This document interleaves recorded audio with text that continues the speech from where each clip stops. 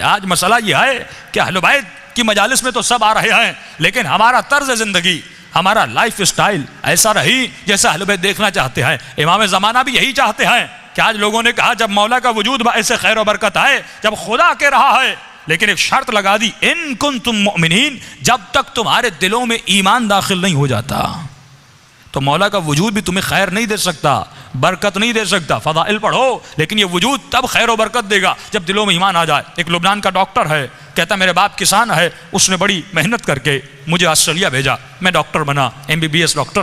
جب واپس آیا تنخواہ اچھی تھی، پڑھا لکھا تھا، لیکن کہتا ہے زندگی کے کچھ ایسے مسائل آئے کہ ان مسائل کی وجہ سے میں خودکشی کرنے چلا گیا۔ میں نے زہر لیا، پائزن لیا، گھر آیا، زہر کو کھانا چاہا، لیکن دروازے پہ دستک ہوئی۔ جب دروازہ کھولا تو میرے بچپن کا دوست گھر میں داخل ہوا۔ وہ جیسے گھر میں آیا، اس نے میز پہ زہر کو دیکھا، اے دوست یہ کیا کر رہے ہو؟ کہ زندگی کے مسائل نے تنگ کر دیا، پریشانیوں اور آلام نے حیرت میں ڈال دیا، بس یہی راستہ تھا کہ میں زہر کھا کے خود کو ختم کر دوں۔ لیکن وہ پڑھا لکھا زیادہ نہیں تھا، لیکن اس میں روحانیت کی طاقت بہت زیادہ تھی، اسپریچول پاور بہت تھا۔ آج بچوں کو A-لیول پڑھائیے، O-لیول پڑھائیے، لیکن اس کے ساتھ ساتھ ان کے روح کو بھی بلند کیجیے۔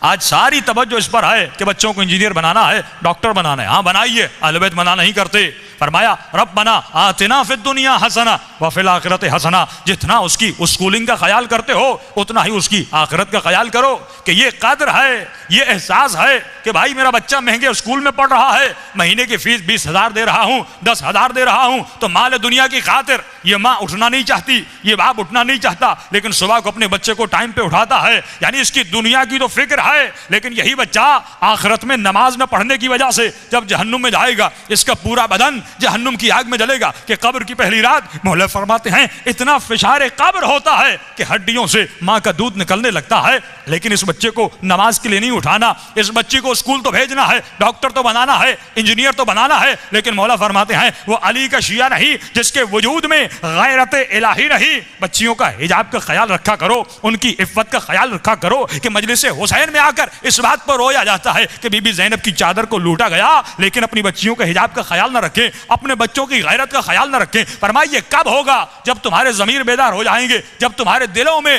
ایمان داخل ہو جائے گا۔ اب اس ڈاکٹر کو سمجھانے لگا روحانی طریقے سے، موٹیویشن کی، یہ اپنی خودکشی سے منصرف ہو گیا۔ ایک مرتبہ صبح ہوئی، گھر گیا، اپنے باپ کو یہ ڈاکٹر کہتا ہے کہ بابا آپ نے تو مجھے کچھ پڑھایا ہی نہیں، آپ نے تو مجھے کچھ سکھایا ہی نہیں۔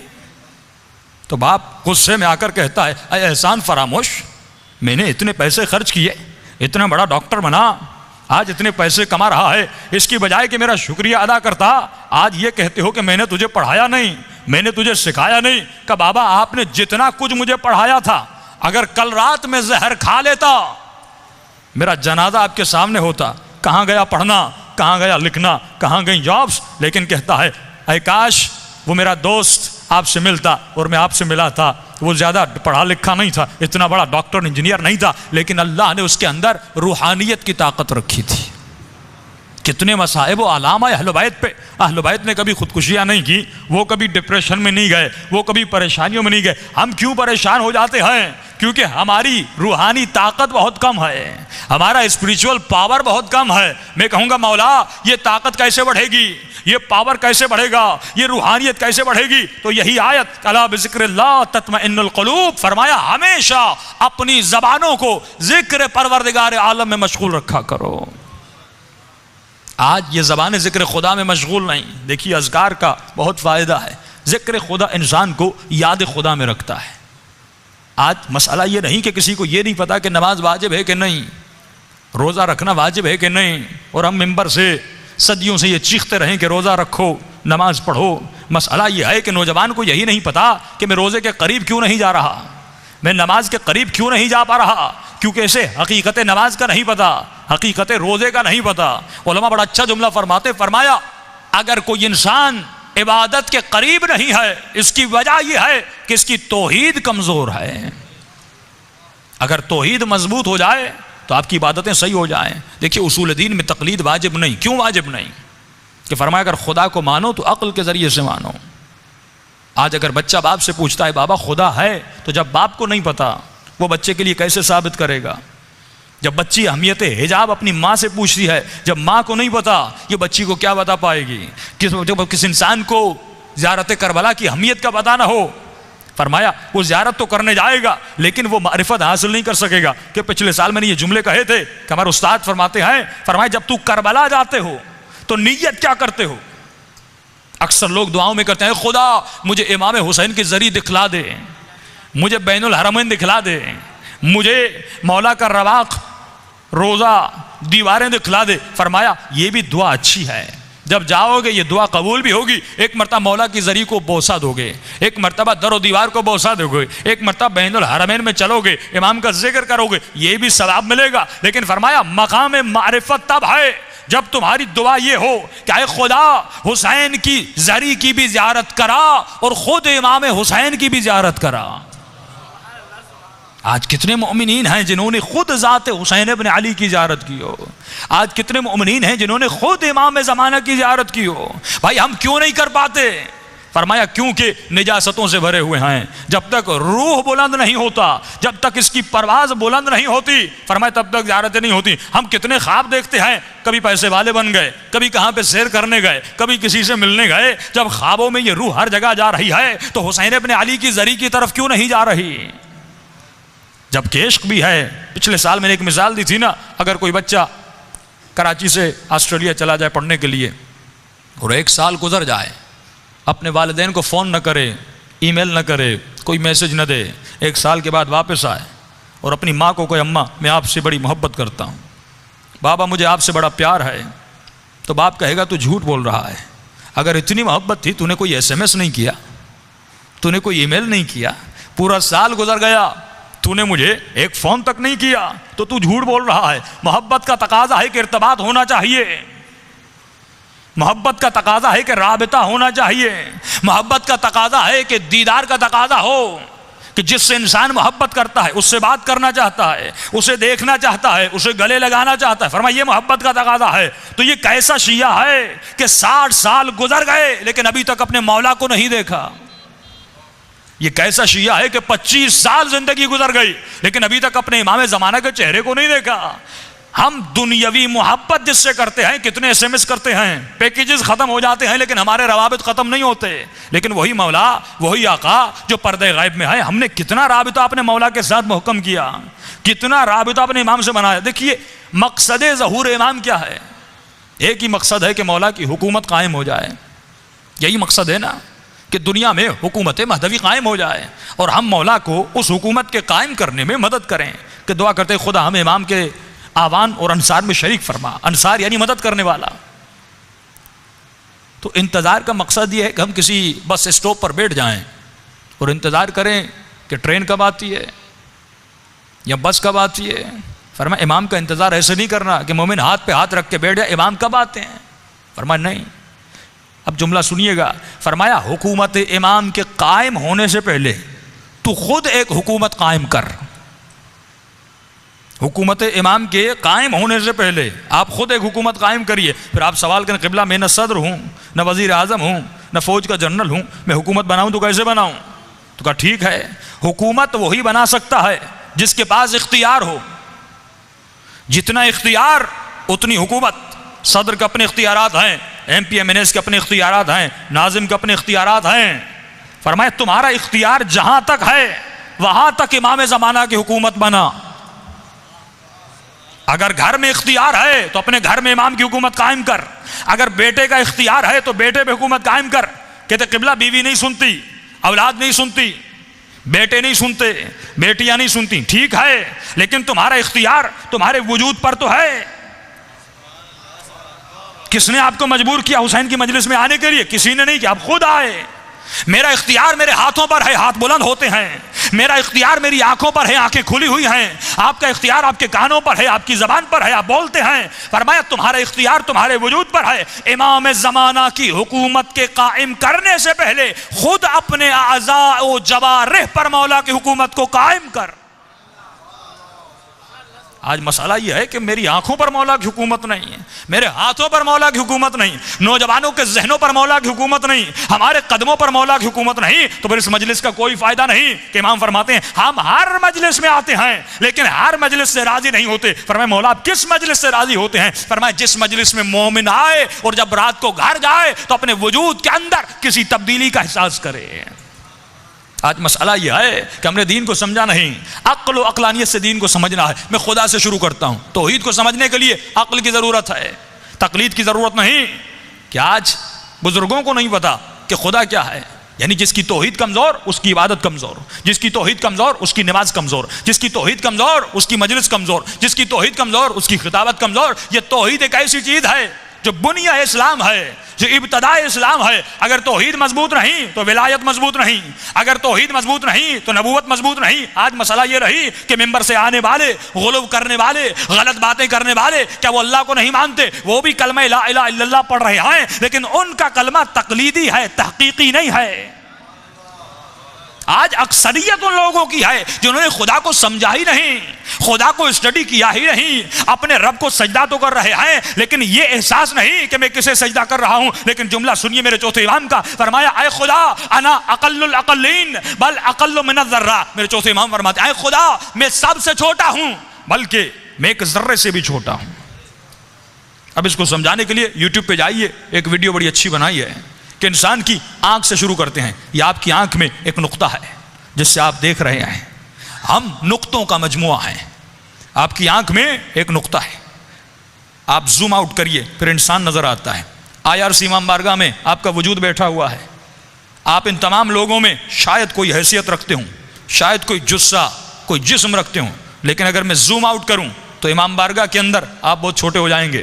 یہ امام بارگاہ کراچی کے اندر بہت چھوٹا ہے، یہ کراچی سندھ کے اندر بہت چھوٹا ہے، یہ سندھ ایشیا کے اندر بہت چھوٹا ہے، یہ ایشیا اس دنیا کے اندر ایک نقطہ ہے، یہ دنیا عالم گیلیکسی میں ایک نقطہ ہے، یہاں تک کہ نظر بھی نہیں آتی۔ جتنا اوپر چلے جائیں آپ کی گیلیکسی میں 9 ستارے ہیں، اس کے علاوہ اور گیلیکسیز ہیں، ان کے اپنے چاند ہے، ان کا اپنا سورج ہے۔ تو جتنا زوم آؤٹ کرتے جائیں گے تو آپ کو یہ دنیا ایک ذرہ نظر آئے گی۔ اب مولا فرماتے ہیں خود کو تلاش کر، ان تمام ذرات میں تو کہاں ہے؟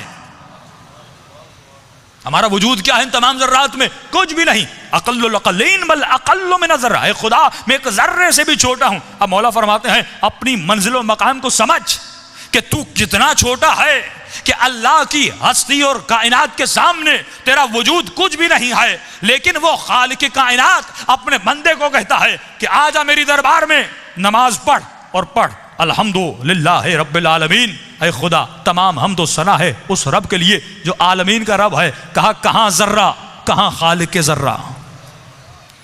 لیکن یہ رب کہتا ہے آؤ مجھ سے باتیں کرو۔ اب مولا فرماتے ہیں کتنا متکبر ہے یہ انسان، کتنا مغرور ہے یہ انسان۔ جب اذان کی آواز آتی ہے حی علی الصلاۃ، حی علی الفلاح، یہ اپنے کاروبار کو نہیں چھوڑتا، یہ اپنے کام کو نہیں چھوڑتا، یہ غرور میں آ گیا۔ فرمایا الحمدللہ الذی لبس العزت والکبریاء، شکر ہے اس خدا کا جس نے عزت اور کبریا کا لباس پہنا۔ فرمایا عزیز اگر ہے تو وہ، متکبر اگر ہے تو وہ۔ پھر فرمایا لبس، مولا کے جملے بڑے عجیب ہیں، جس نے لباس پہنا۔ آپ کہتے قبلہ یہ ابا کبا صرف آپ کو جچتی ہے۔ مثال کے طور پر میں کہوں یہ ٹی شرٹ آپ کو جچتی ہے، یہ کوئی اور پہنے تو اس پہ نہیں آئے گی۔ مولا فرماتے ہیں لباس کبریائی اور عزت اگر کسی کو جچتا ہے تو بس خدا کو، اور کسی کو یہ زیب تن نہیں ہے، بس پروردگار عالم کے لیے۔ فرمایا عزیز وہ ہے کہ مولا ہم کیا ہیں؟ فرمایا ہم ذلیل ہیں۔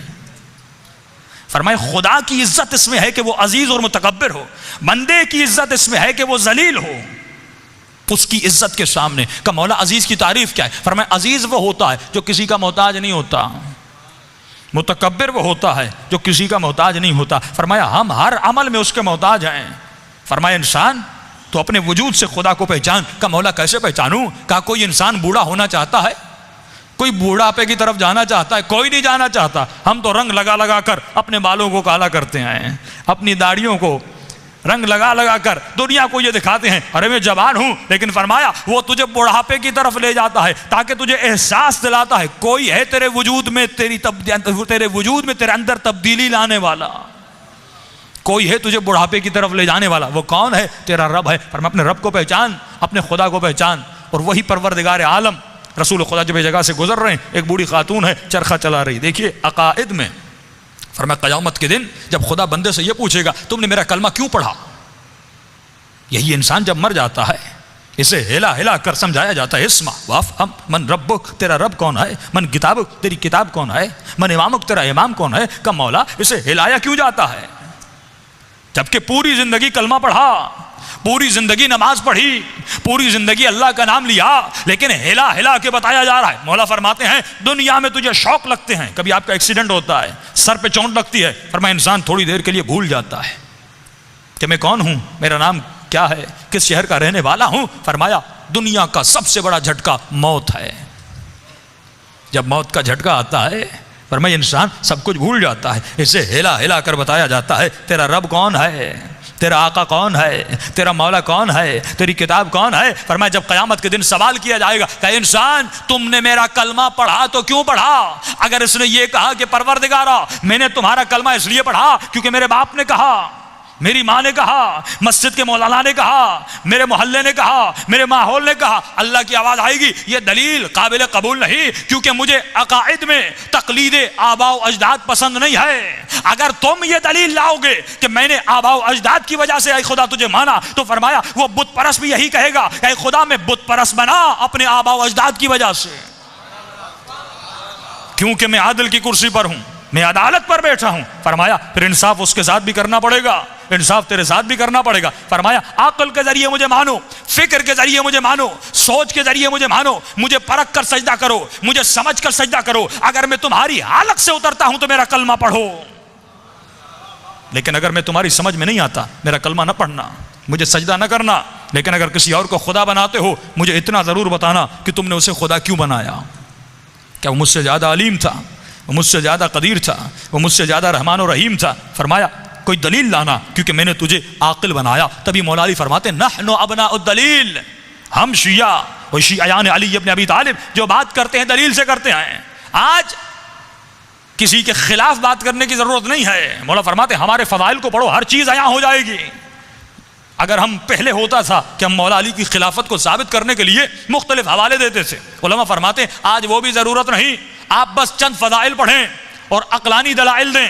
اگر عقل رکھنے والا ہوگا وہ مولا علی کی ولایت کو مان جائے گا. ہم کبھی نہیں کہتے کہ نبی کے ممبر پر علی کو بٹھاؤ. ہمیں بھی اپنے امام کی تعریف کا حق ہے، انہیں بھی اپنے امام کی تعریف کا حق ہے. ہر انسان حق رکھتا ہے اپنے امام کی تعریف کرے. ہم کبھی نہیں کہتے نبی کے ممبر پر علی کو بٹھاؤ. ہم کبھی نہیں کہتے کہ نبی کے بعد علی کو مسند خلافت دو. ہم بس اتنا کہتے ہیں کہ نبی کے ممبر پر اسے بٹھاؤ، اسے بٹھاؤ. ایک اصول بناتے ہیں اسے بٹھاؤ جو کم از کم سلونی کا دعویٰ کرتا ہوا نظر آئے، کم از کم سلونی کا دعویٰ.